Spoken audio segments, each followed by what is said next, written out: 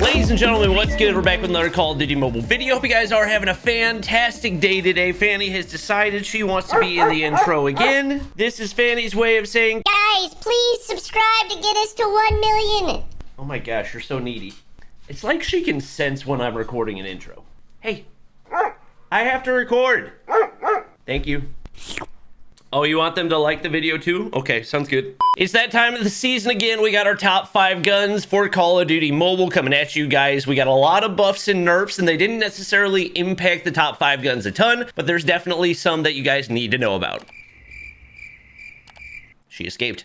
First up, we got our honorable mentions, and with all the buffs and nerfs happening this season, this was too tough to decide, so I'm just going to throw out a couple quick options that definitely could have made it into our top 5, but they're just barely on the outskirts. The first is going to be my baby, the GKS, and while there's absolutely no question this is going to be a competitive gun this season, I don't think it's quite in the top 5. Main reason for that being the consistency of the gun. Yes, it is capable of 3-shotting, but when you're talking about 3-shot guns, it honestly compares a little bit more to the DRH and the ASM-10, because it still has a very low rate of fire, and you also need to be accurate in order to 3-shot, because if you are hitting those lower body shots, it's not going to be nearly as effective, and the time to kill drop off as you miss shots gets higher and higher. For extremely accurate players, it's probably going to be a meta option, but for the general public, maybe not.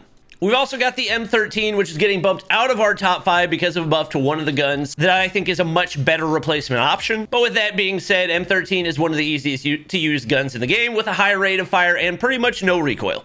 I also want to throw in the Peacekeeper right here because this is another weapon that I think in the right hands can absolutely dominate and actually has a faster 4-shot time to kill than the Kilo, but just because of some range restrictions can't quite make it into the top 5. Coming in at our number 5 spot, it won't be any surprise that the SKS and SVD are very much still relevant, especially when it comes to long-range domination. I feel like at this point, I don't need to say a whole lot because these two have been in our top 5 for, I think, at least 6 seasons now. But just a refresher, the SKS is going to be the easier to use option of the two because it does have a higher rate of fire and a guaranteed 1 shot to the head from anywhere on the map. It's a gun that pro players have tried to get banned from competitive for a while now just because of how good it is at holding long angles. Now, with that being said, you need to be accurate to use both of these guns, and especially so for the SVD because you do need to be able to hit upper body shots in order to 1-shot, but it has a significantly faster rate of fire than any bolt action sniper, so you can still achieve a pretty average time to kill with that 2nd shot if you're not able to kill with the 1st. That being said, over super long ranges, the SKS is going to be the more reliable option because once you start to get into the really long range, there's no way to 1-tap with the SVD outside of hitting the headshot. So between the two, I would give a slight edge to the SKS, but absolutely no question both can dominate in the long range.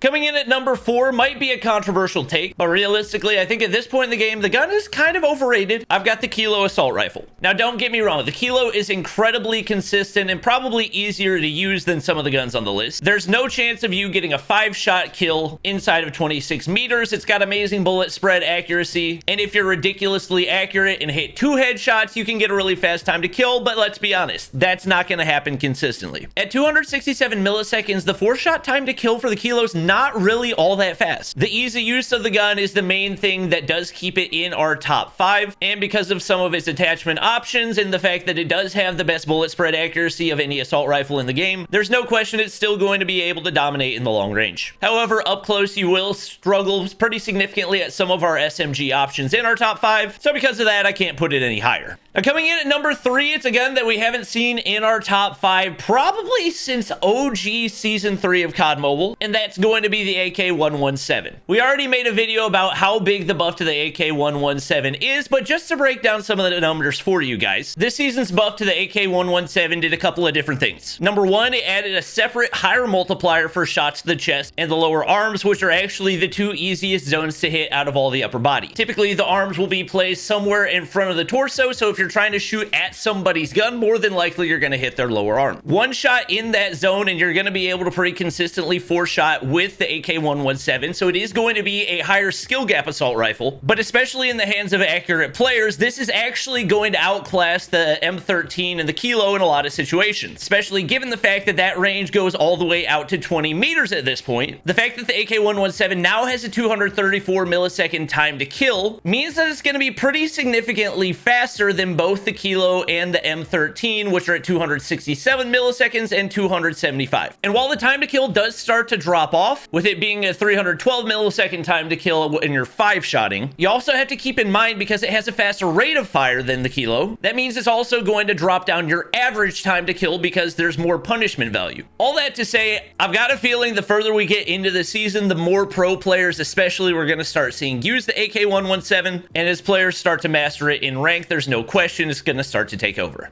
Coming in at the number 2 option might be a little bit surprising to you guys, because this gun did get a nerf during this season. The MAC-10 is still going to be the king of the close range. Because of the nerf to the second damage phase for the MAC-10, you're going to need to hit 5 upper body shots in order to get a 5-shot kill. And while obviously that's not going to be a really reasonable expectation, because the MAC-10's rate of fire is so drastically higher than every other gun in the game, the gun's actual punishment value is still going to be ridiculously good. At over 1300 RPM, there is no gun that can compete with the MAC-10, and because realistically these max time to kills are very rarely going to be achieved, the punishment value is the main thing you got to look at for the MAC-10, and the fact that missing 1 shot with this is vastly less punishing than any other gun in the game. Realistically, with its current rate of fire, the only thing that's going to really take the MAC-10 out of the top 5 is a huge recoil nerf or a huge damage nerf. But there's absolutely no question it's not number 1, because once again, that spot belongs to the CBR. With the nerf to the MAC-10, the CBR becomes even better this season, because you're not going to have quite the same chance of getting insta-killed by a MAC-10 up close, and the CBR can still be built out to be very punishing at long range. It has fantastic strafe speed, and there's absolutely no question this is the best all-around gun in the game. Basically, ever since the nerf to the Type 25, the CBR has no question been one of the top options, and really became the replacement for the Type 25 itself, because it had incredibly similar time to kill while being better in just about every other category, whether that would be strafe speed, movement speed, base magazine size. The list goes on and on and on.